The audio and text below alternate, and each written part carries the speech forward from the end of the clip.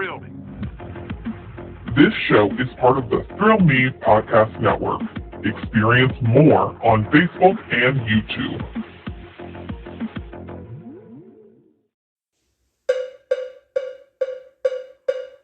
It's Review It Man, reviewing what he can.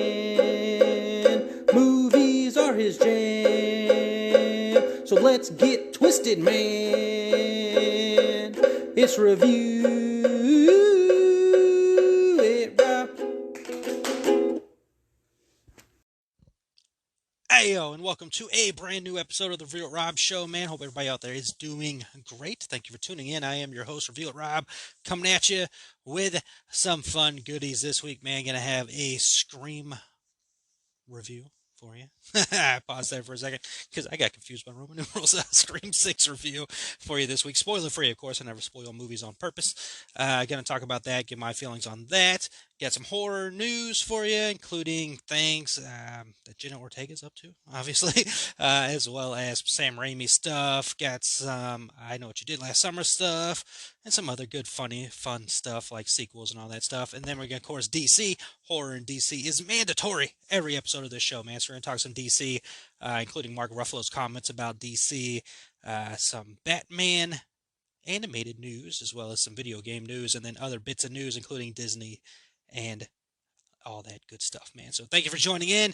Got some fun stuff here, man. Please hit that like, subscribe, share the show with everywhere you can as well. Hit like, subscribe, share the Throw Me Podcast Network, man.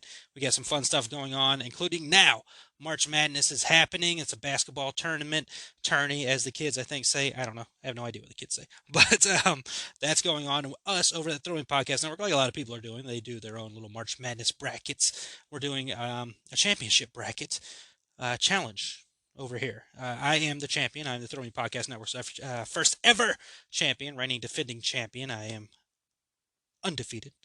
And right now we have a tournament going on featuring other members of the Throw Me Podcast Network, you know, core members, new members as well. We got the door is open, man. Forbidden door is open for other people to come in and challenge and try to get to the champion. That is, again, me. I am the champion. So fun stuff going on. You can check that out now on the Throw Me Podcast Network's YouTube. There's already a challenge up there. There'll be more coming throughout the month. And I'm just going to sit here and, you know, see what's going to happen and see who my challenger ends up being, man. Other than that, all kinds of good, fun stuff happening on the Throw Me Podcast Network's YouTube between all the shows we have going on. So many podcasts and shows going on over there. Go ahead and plug the Slasher Report. That is a show haunted by the Haunters Podcast Boys. They did a Scream review themselves. They reviewed it spoiler-free, and then they reviewed it separate episode spoilers, man. So if you want to go check that out, they talked about it. They gave their intel on that. We got other fun stuff. Metal Groove just dropped an episode today talking about what if the Batman was a band, as in Batman actors. We've had different Batmans, and what band would those Batmen be, man? So check that out. We got some fun stuff going on there, as well as other stuff throughout the network on the YouTube, man. So it would be awesome if you shared that, liked, subscribed, and supported what we got going on over here, man, because we appreciate it all, and we thank you all for taking the time to joining us and having fun with all of us, man. So without further ado, let's jump in to the review of this episode. Again, spoiler free. And that's right, we're talking Scream 6. Released last week, it is rated R for language throughout, brief drug use, and strong bloody violence. Oh yes, there is some strong bloody violence in this movie. The movie is categorized as a horror mystery thriller film. That is a trifecta of awesome right there, running in at 2 hours and 3 minutes long, and it is only in theaters. Synopsis read as: following the latest Ghostface killings, the 4 survivors leave Woodsboro behind and start a fresh chapter. That's right, they are going to New York. In this film, they're leaving Woodsboro behind. Not the first time in the franchise that Woodsboro is not the main focus, but definitely a whole new world over there in New York with the gang here. Rotten Tomatoes had a critic score of 75%, but is now up to 76% as the recording of this episode. The audience score is sitting at a 92%, and IMDb has it at a 7.4 out of 10. So what are my thoughts on the film, shall we? Now, this is the time I like to see movies fresh, man. I like to see them Thursday night, mostly to avoid spoilers. Also, not a lot of people in the theaters on Thursdays. That's a little trick ski for you out there if you Some of you probably already know that. But if you don't know, going to a movie Thursday night is a lot easier than seeing it on Friday night, because Friday nights will, of course, be more packed, as well as the weekend. All that sucks. People aren't, going out on Thursday nights to see movies unless you're, me. And I enjoy that so much, man. But that's why I liked it even more this week, is because leaving the theater with this movie, I needed time. Like, I needed a lot of time to process what I saw. Now, me with the Scream franchise, leading up to the release of this movie, I did attempt a marathon of all the other films. I got through 1, 2, 3, and 4. I did not get to 5, which is fine. I'm not the biggest fan of Scream 5, just going to be honest with you there, which led into me being a little bit worried about Scream 6 and going into Scream 6, because wasn't the biggest fan of 5. 5 had some good stuff, don't get me wrong, but overall, not the biggest fan of it. So I was worried going into Scream 6 about what we're going to get here. No Sydney. We'll talk about that later. And of course, we're leaving Woodsboro to New York. So there's interesting details that are happening here. First time ever in the franchise, we're not going to have one of the main, most important characters of the franchise in Sydney. And 2, we're moving to New York, big city. Crazy stuff can go down. We all saw Jason Takes Manhattan, or Vancouver, however you want to call it. But, there's interesting aspects to it to at least have me pique my interest in as well. Ghostface is cool. Ghostface is a pretty cool, horror character at this point. He started in the 90s. He's got the status at this point. I wouldn't put him ahead of, the legendary characters and all that stuff, but Ghostface is there. Ghostface is an iconic character without a doubt. I'm not going to knock that down. It's always kind of cool to see Ghostface, especially see it on the big screen and seeing horror in general on the big screen. That's the main takeaway here, is that horror's doing well at the box office. That's a good thing for all of us, man. All of us horror fans are thriving off of the success, because if a horror movie is successful, they're going to keep making horror movies. I mean, horror movies will never go away. They help to build the cinematic universe, but nonetheless, it is good to see a horror movie succeed at the box office, and Scream has done very well. And there's no doubt in my mind they will keep doing these Scream movies. But as for Scream 6, like I mentioned earlier, I had to take some time to kind of process how I felt about the movie, because when I left the theater, I had a little bit of the same feeling I had with 5. I'm like, man, it's the same freaking stuff over and over again. Especially after doing the marathon of the movies and just going into this one, it's like, oh man, these Scream movies have their basic formula and they do the same stuff over and over again. But again, taking time to process that, of course they're going to do that, because they're a franchise, right? It's a franchise of films. They're going to follow their bits and pieces. And it's not as obnoxious as, say, the Marvel movies, where they're doing the cookie cutter thing where they just add a couple of different characters in and all that stuff and just kind of the same movie. That's not an unnecessary shot at Marvel. That's just the truth of the matter there. So it got me a little bit with this movie. It was like, it's kind of the same vibe, even though Sydney's gone, because that was kind of like the hope. I'm like, okay, Sydney's gone, and that part of it, we're going to have this new kind of vibe to it, but they just kind of replaced Sydney with Sam, basically, in this movie. Which, again, not necessarily a bad thing. I think Sam's character is a lot better in this movie. She wasn't bad in the first movie, but a lot better in this film. And I like what they did with her character, and they're building and progressing more with her character, especially with the events of what happened in Scream 5 as to mental, um, her mental health and her mental outlook, and how she's trying to get through life, being a big sister to her little sister, because they're both in New York now. She's looking after her, kind of, being the big sister there, much to the chagrin of young Tara there, but Tara. But at the same, how sisters are, sister siblings, you know how it is. You want our space, but we're glad they're there, right? And while we're just on that fact, we don't have to talk much about Jenna Ortega's performance. We all know she's incredible. She's this generation's Scream Queen. No ifs, ands, or buts about that. And she's fantastic in the movie. She does a great job. We don't have to spend too much time there. I mean, it's always good to, give praise where praise is due. And she is fantastic in the film, as she always seems to be in any film or role I've seen her in. And like I said, she's the future, so it's great there. But definitely, it's following Scream 5, so your main characters are, of course, still Sam and Tara, I think. And, their life now moving into New York and trying to free themselves of the horrible, events of Woodsboro. And they've got Mindy and Chad with them. They're in New York as well. And, they're just trying to move forward. But it is a Scream film, and of course you can never get away from Ghostface. Ghostface ends up, of course, being a problem. And that's where I get into the fact that, the movie has its formula, and it follows its formula. Overall, that doesn't mean it's necessarily a bad movie. And again, that's why I'm glad I sat on this for a while before giving my full thoughts on it. Because I really, even after when I left the movie theater and I text some of my buddies because we were like all kind of talking about it just a little bit, just kind of our immediate thoughts. And I just wrote back, just got out of the theater and I don't know, because I had to think about it, man. I had to process what I saw because looking back on it now, several days removed, there are a lot of parts of the movie that I really enjoy. The opening scene, which is a freaking historic thing with the Scream franchise. They're going to give you one hell of an opening scene, and it's no doubt that they did it once again here. Like they have an amazing opening scene, quite possibly the best scene of the movie.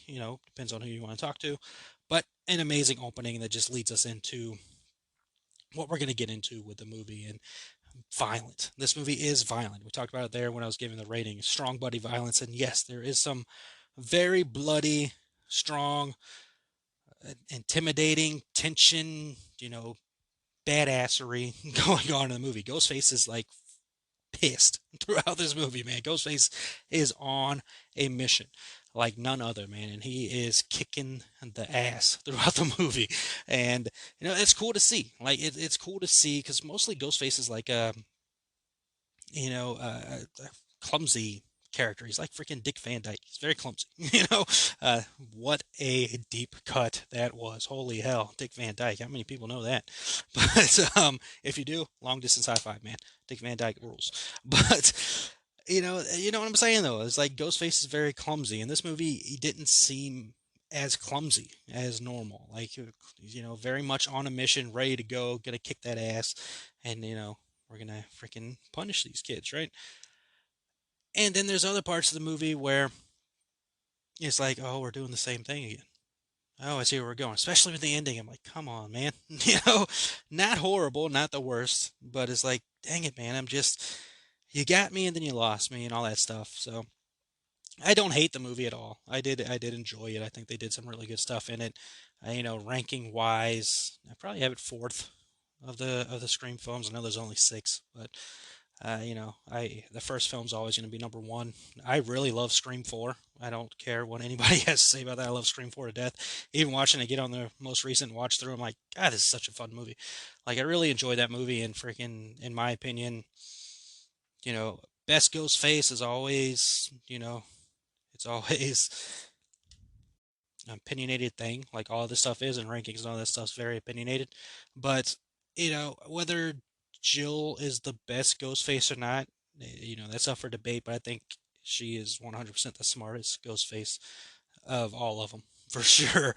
That's my opinion. I've seen a lot of people kind of agree with that as well, and I stick by that. I think Jill's the smartest Ghostface we've had so far. Um, and then I think, I can move this movie back and forth between third and fourth in my rankings between that and Scream 2. Scream 3 for a lot of people will always be the last movie. There's a lot of people who love Scream 3. That's fine. And then, of course, there's 5. So I like the movie. There's just parts of this movie that just really annoyed me in the end. And of course, I'm talking around myself, not spoiling anything, but there are just moments in this movie where I'm like, God dang it, man. Like, why? Like, why are we not? And again, you can go check out The Boys. Spoiler review, they kind of touch on the thing I'm, hinting around, but not saying because no one spoil anything.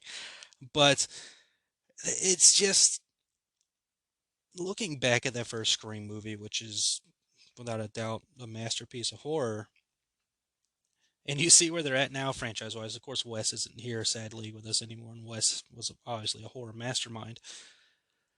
You just look at what that film was, and even with the way that film started. Like the first Scream movie started in such a brilliant way and freaking got everybody because nobody was expecting, and spoilers for a movie that came out decades ago, nobody was expecting Drew Barrymore to die in the beginning of that movie. Nobody expected that. Drew Barrymore is on the freaking poster of the film. We're like, oh, she's a big star. And which Drew Barrymore is. Drew Barrymore is a freaking legend of cinema, and even at that point, she's still a star. Like she's a big name, and You're like, okay, cool. There's Drew. We're gonna be fine. We're getting introduced to Drew right away. Awesome. And then they freaking kill her in the beginning. You're like, what freaking guts? Literally, because the killing. But what guts they had to do that at the beginning of the movie. And I look at this movie now, and I'm like, where has that gone? Where have the guts to do the bold move gone? And if you've seen the movie, you know what I'm talking about. And it's like, just pull the trigger, man. Kill characters off. It's a freaking slasher film. It's okay. You can kill characters off. And again, I know it's a slasher film. There's certain characters that have to survive and all that. Well, you got to have your final girl for following the bits and pieces of slasher, you know, etiquette and all that. But it's just, thinking about what this film franchise was and now seeing where it's at now. Again, not a bad movie overall, but it's just like, pull the trigger, man. You got to pull that trigger. Um, and we can talk about that if you want to DM me or drop a comment downstairs. You want to drop a comment down below? Go ahead and go for it. But I just it baffles me with some of the decisions they make sometimes. But not a horrible movie, still a enjoyable movie. Let's talk about. I did mention Sydney earlier, how they handled it in this movie. I think they handled it fine. That Sydney wasn't there. We all know Nev wasn't going to be in the movie going forward. I think some people kept out the hope that she would be a surprise in the film. Even saw some people think she'd be Ghostface. That's a little too much, but um, they handled it very well. Not having Sydney in the film and how they explained it maybe doesn't add up to a degree. Again, I didn't watch five recently, but it seemed like five she was gung ho to come back. Her character, so not sure why her character wouldn't want to be here to help this time around, but either way, they handled it the way that they should, and it was fine enough. It was explained, and that's good enough. You got to explain why one of the biggest characters, not named Ghostface, isn't in a Scream movie. So there you go. They did a good job there. Gail was our only returning legacy character in the film, and I, I think I'm just sick of seeing Gail. I don't hate Courtney Cox. I don't. But I do know the first time I saw her character come up on screen in this movie, I'm like, fucking Gail. It's just like, I don't know what it is. I mean, I love the Chucky franchise. I don't get tired of seeing Andy show up. But we went a long time without Andy as well. Andy wasn't a part of that franchise for several movies. So, you know, I mean, I don't know. It's a weird thing. Like, it's a weird thing, especially when Sydney and Dewey aren't there. It's like, well, Gail's the one that's still around. But they do, with that said, they do have a fantastic scene with Gail in the movie that I think is in competition with the opening scene for the best scene in the movie. Just my personal opinion. Another legacy character returning, so I guess, we had two legacy characters in the movie, but another legacy character returning here, with Kirby, Hayden Panettiere. Kirby was in Scream 4. And, it was nice to see her back, but it felt a bit flat in areas. They also were getting to a point where they're like, you better not freaking do that with Kirby. You better not do this with Kirby. I'm not gonna like this too much. Like, some people are upset about other possibilities. Like, I was not feeling that. Like, I'm like, let's not go this route with old Kirby here. But it was good to see the character back, but the character is definitely not like the Kirby we knew before. There's bits and pieces there of the old Kirby, but it's definitely not the one we knew before, which I guess is to be kind of understood. She went through a traumatic event, and she's now going through a different aspect and going through another part of her life and everything. So, you know, you give it to her. This is new life and all that stuff. But just felt a little flat, maybe less than what we were kind of expecting or hoping for, especially if you just watch Scream 4 and you see how that character was and how the character is now in this movie. A little flat, nothing against Hayden, of course, but just personal feeling. And, kind of the same thoughts as my buddy Nick Push, who does some awesome reviews as well. He did gave his Scream thoughts. You can go check out his channel, Nick Push's Horror channel. Fantastic channel. You can go check that out. I believe he's also in the tournament. He is in the tournament. He's in the tournament. Maybe he could be my challenger at some point in time. I just hope it doesn't come down to Halloween movie trivia, because, jeez, that man knows it's Halloween. But You go, like I said, he also did a really good review, and he and I agree on things as well about some of the stuff that was done in this movie as well. Again with the Haunters boys, I agree with some of the things they brought up on their episode as well. So going pretty long on the review here, but I I I'm still thinking about the movie, which is a good thing. I definitely wish it would have gone a certain route that I know a lot of people, including the Hunters boys, wish it didn't go in. Um, but I'm not gonna apologize for that, especially with how badass Ghostface felt in this movie. I think it could have been a cool thing, without spoiling anything here, of course. But overall, I don't hate the movie. Like I said, it's a toss up for me for um, third or fourth in the ranking of the films. You know, so yeah, there you go. Scream 6, not too bad, not too shabby. I actually have an interest in seeing this movie again as opposed to Scream 5. I didn't have much of an interest to watch that movie again. I do have an interest in seeing this movie again and watching it and taking in some more things about the film itself. Hopefully, I didn't spoil anything for you. While going that review, I tried my best not to spoil anything, and I think I didn't. But if I did, sorry. Um, but that's my review of Scream 6, man. Not horrible, not the worst Scream movie, but could have been better, and I wish they would have had the guts to do things that they should have done. There you go. All right, so let's quick Oscar talk. Why not? The Oscars happened last night. Congratulations to horror queen Jamie Lee Curtis on winning an Oscar, her first Oscar. Very happy about that. Love Jamie Lee Curtis. She is my favorite actress of all time. So it's very, very great to see her win an Oscar finally. Kind of felt like the theme of the Oscars there, finally winning awards. Finally, after all this year and the patience and work ethic and working hard and doing everything you can to make your name known, I finally won these awards, right? You got Jamie Lee Curtis, who won an Oscar last night. You had Brendan Fraser, who won an Oscar last night. I was, of course, root for Austin. Elvis was my favorite movie last year. I thought his performance was absolutely spectacular.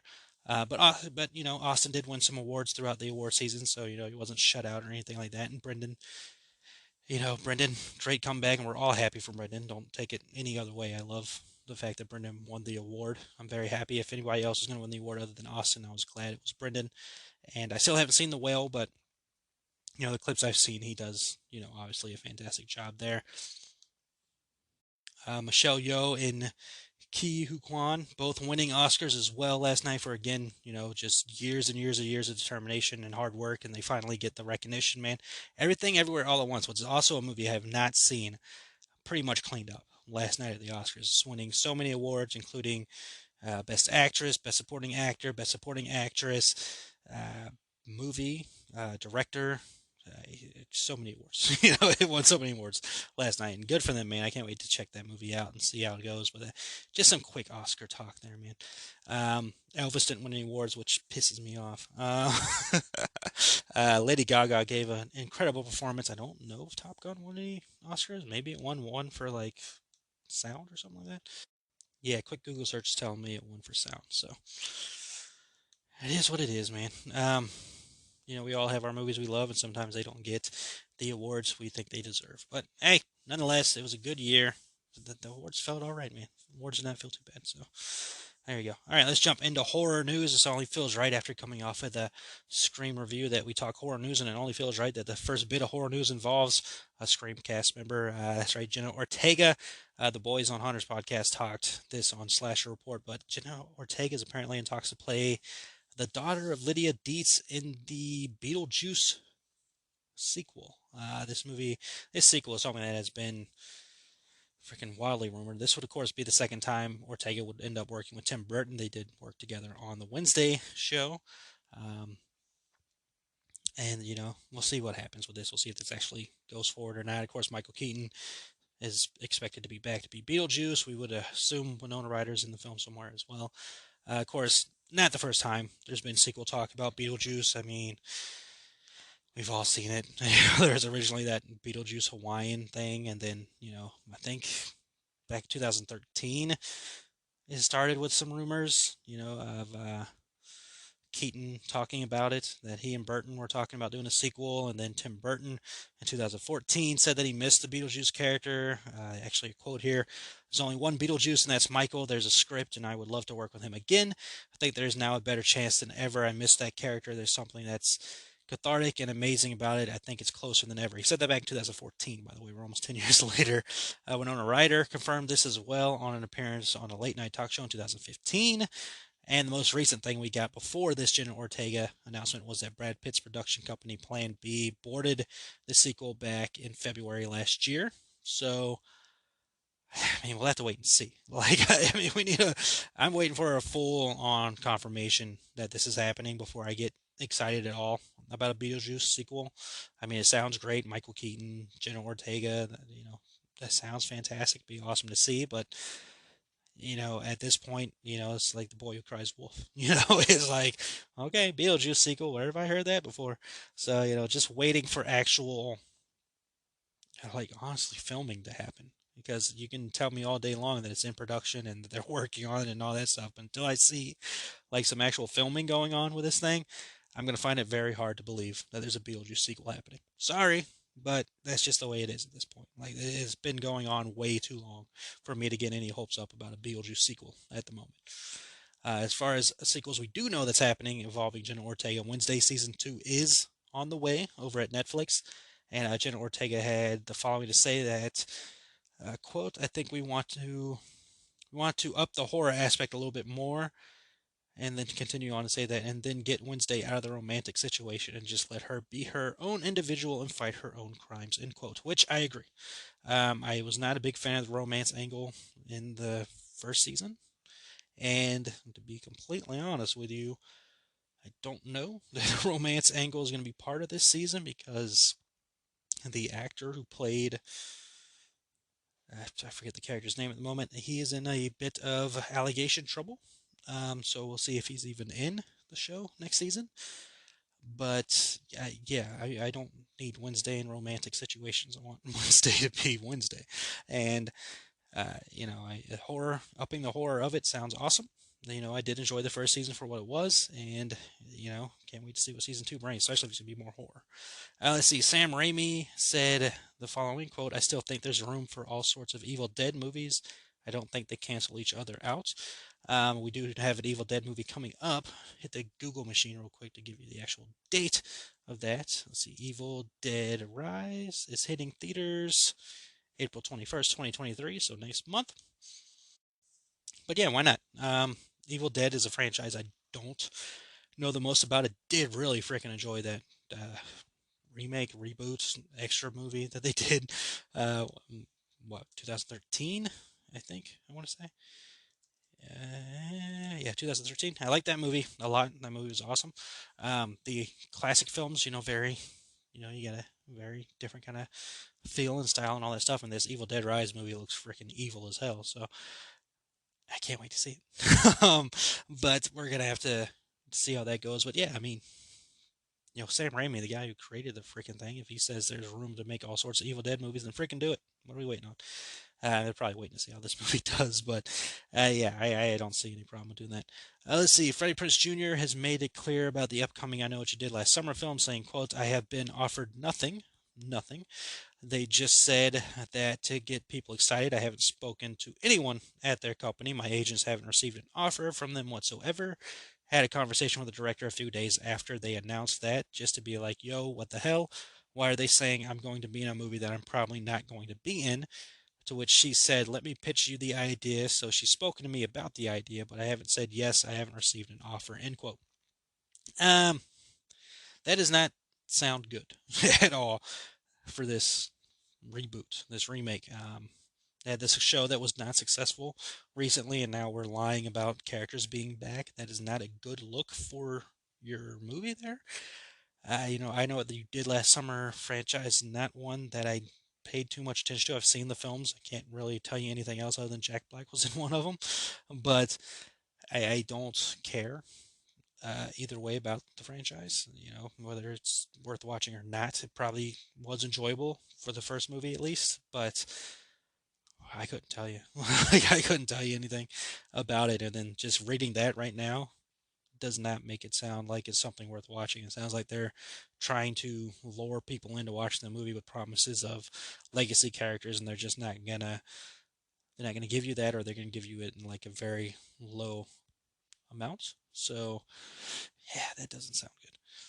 Let's see. Slash, the iconic guitar player, has launched horror production outfit called Berserker Gang with the following quote: "I've always been a huge horror fan, especially going back to the days when horror movies actually scared the hell out of you. I want to get into the heart of the producing business so I can try and make movies that I'd like to see." The company's slogan is Films Forged in Fury. The goal is to develop projects with filmmakers and writers who are just as passionate about the genre films as we are. I like it. Good for Slash. Slash had a production company at one point in time where the horror films Nothing Left to Fear, I believe, was the movie that was released. I don't remember seeing anything else from him. I know he has done music work for films as well. He has done music work for Halloween Horror Nights. So, what you can get, there is the EP is on streaming services. I know I have it on YouTube as part of my HHM playlist, which I have started working on, by the way. Um, I don't change it much, it's, kind of just adding songs to it or moving the orders around, because, since to the most recent year. So obviously last year, the first song was like the opening gate theme leading into like the weekend or something like that. Because the weekend had a house, of course, this year it would be Chucky TV series theme, kicking it off since we know that house is there, and then, adding subsequent music that will relate to whatever announcements they end up making. But the Slash songs will still be on there because they're freaking awesome. And I wish that's something we had over in Orlando. He mostly does that for the Hollywood mazes, which is a cool little benefit to the Hollywood crowd over there. But, that's cool. I'm glad he's into it. I know he's a huge horror fan, so it's nice that he's got another production company running over there. And hopefully it works out well, man. It could be, interesting to see. Let's see. The filming has wrapped on the first film in the planned trilogy of the David Gordon Green's Exorcist movies. The first film in the trilogy will be releasing theatrically on October 13th, 2023, so this year. We haven't seen anything from the film yet. I assume it's only a matter of time before we get something, especially if the movie's releasing this year. But also, with that said, I haven't seen a damn thing from Aquaman, and that's releasing this year as well. So, any and everything can happen when it comes to the cinematic world. But I'm into it, man. I've talked about it a couple times on the show, so I don't want to be a dead horse here, but I'm cautiously optimistic about that movie. Let's see, Drag Me to Hell. The boys talked about this on Slasher Report. So that is apparently, possibly, maybe getting a sequel on the way. So, again, Drag Me to Hell kind of felt like an Evil Dead movie, and I'll leave it at that. I'll leave it at that. I was the biggest fan of Drag Me to Hell. I've seen it a couple times. It's a very different kind of feel for me. With horror films, very goofy, which is fine. And again, if you enjoy it, cool, awesome. It's just some gnarly scenes in that movie, man. There's a gnarly kind of take on a movie that, again, very Evil Dead, early Evil Deadish. That is like, which is fine. It's just not my cup of tea, baby. I don't know. I have no idea. But other sequel horror news, the last bit of horror news right here. Haunt, 2019 film. Apparently, a sequel is in the works. With the following quote: "On Halloween." Well, this is a synopsis of the movie. The team behind the film said that there is talks going on for a sequel of the 2019 film. They don't know if they'll be behind the making of it or not, but there are talks happening. Haunt basically was a movie, takes place on Halloween. A group of friends encounter an extreme haunted house that promises to feed on the darkest fears. The night turns deadly as they come to the horrifying realization that some of the monsters are real, end quote. I have not seen the movie. This came out a year after Hellfest, which I absolutely adore. I love Hellfest. It's one of my favorite horror films. I remember the first time I saw that movie, I rented it from Redbox, watched it over and over again that first night. So much so, the next week on payday, I went and bought the physical copy of the movie. I freaking love Hellfest. It's a fun freaking movie, man. So Haunt came out a year later. I have not seen it. I've heard that it's pretty good. I want to say Zach over at Haunters Pod did a review of both films a while back. I need to see Haunt. I need to figure out what streaming service it's on. But, I'm into it, and if they want to do a sequel of it, why not? And I would obviously much rather a sequel of Hellfest, but I seriously doubt that's going to happen. Quick Google check. Looks like Haunt is on Hulu. So if you got Hulu, it's on there. Let's go to this site real quick, check to see if anywhere else. Nope, you can stream it on Hulu, you can rent it or buy it pretty much everywhere you can do that at. Yeah, if you got Hulu, you can watch it on there. Maybe I can do that. But yeah, planned possible sequel on the way for Haunt. Becky 2, also known as The Wrath of Becky. The teaser trailer is out for that. That's a sequel to the Becky film, which I reviewed a while back. Interesting film. This time around, instead of Kevin James, they got Sean William Scott in it. So more power to him. Also, Winnie the Pooh Blood and Honey is hitting theaters again if you want to see that. Apparently, that movie did not do good. But somehow it's going back to theaters. So more power to you, man. I will wait to watch it at home whenever that possibility hits. But that's it for the horror news. Let's go ahead and jump into the DC world. First thing to talk about here, I talked about it in teasing mode earlier. Mark Ruffalo was asked a question about DC during an appearance recently. He said the following, quote, "Marvel should be sweating because James Gunn is a really gifted filmmaker and I think he's going to be amazing," end quote. So either Mark Ruffalo is trying to get a job at DC, or he's being a very supportive friend there, because of course James Gunn did some work with Marvel. James Gunn, I don't think he directed Mark Ruffalo on anything over there. No. They wouldn't have, but of course the Hulk has interacted with those characters, I believe. I don't freaking know, but that was cool of him to say that. Again, they're the battle and the rivalry between DC and Marvel is mostly an internet fanboys argument. I take my fun little jabs at Marvel, but I do enjoy some of their content. But I am a DC guy through and through, so it was nice to see this, and it'd be cool if Mark Ruffalo ends up playing a character in DC or not. We'll see how that goes. I don't know how much more he has Hulk stuff to do over there at Marvel right now. There's, some limbo about the character rights. Universal owns the film rights, but maybe Marvel and Disney's trying to get it from Universal. It's the latest thing I saw. We'll see how that ends up going. But that was cool of him to do, man. That was nice of him to do. In a world where, some of the Marvel actors take shots at DC, he said something nice, man. So good on Mark Ruffalo. Let's see. J.J. Abrams and Matt Reeves' animated series Batman Caped Crusader has been picked up at Amazon. The show was going to be on HBO Max, but was scrapped. The 2-season order for the cartoon will be hitting Amazon, which is described as a reimagining of the Batman mythology through the visionary lens of executive producers J.J. Abrams, Matt Reeves, and Bruce Timm. Nice, they got Bruce Timm on this bad boy. Batman Caped Crusader is to build on Batman the Animated Series, which is considered by many to be one of the greatest Batman things, if not the greatest Batman work. Sadly, we do not have Kevin Conroy anymore, so I don't know who would end up doing the voice work there. But good on him, man. Glad that was picked up. I don't have Amazon, so I don't know how I'll end up watching that. But good on him, man. It's nice to see that stuff's happening, and some of the stuff that's been canceled by DC's HBO Max brand has been picked up or shopped to other streaming services. And why not, man? Get the money where you get the money, right? So there you go. Let's see. Suicide Squad Kill the Justice League. That's the video game that's supposed to release this year, but it has been delayed, or apparently facing another delay. The delay moves Suicide Squad out of a crowded release window that currently includes a new Zelda game, a Diablo game, and a Final Fantasy game.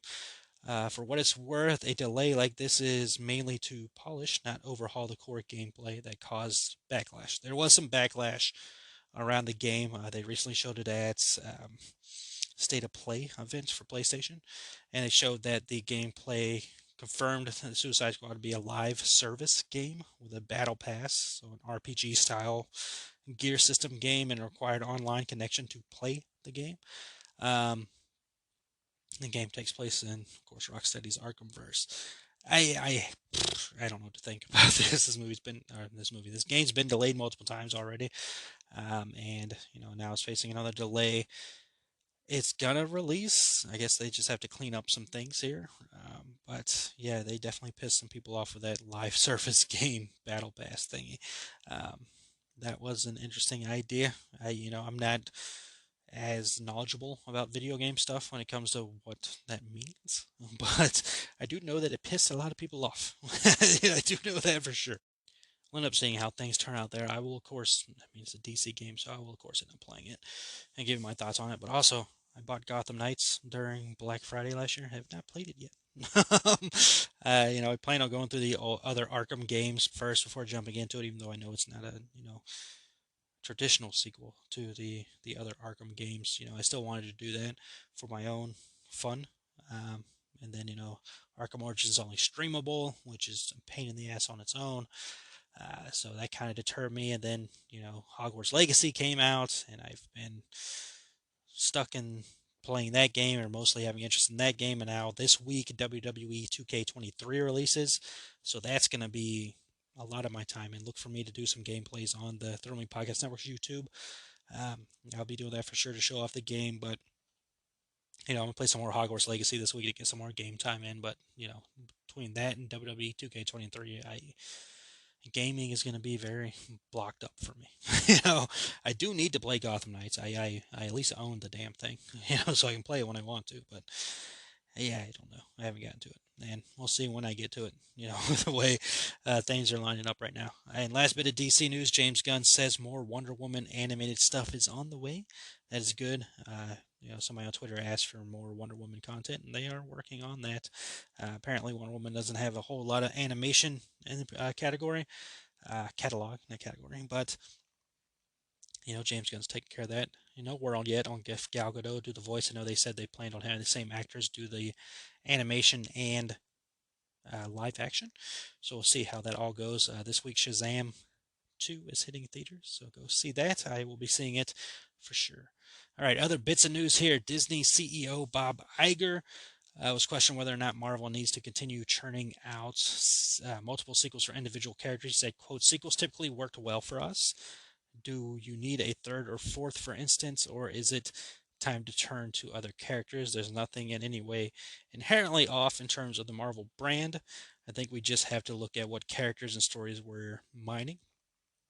And you look at the trajectory of Marvel over the next 5 years, you'll see a lot of newness. We're going to turn back to the Avengers franchise, but with a whole different set of Avengers. This was a timely quote because Ant-Man is not doing well. This is the third Ant-Man movie. So just scratching my head here, we've had 3 Captain America movies. One was pretty much a freaking Avengers movie, but I digress.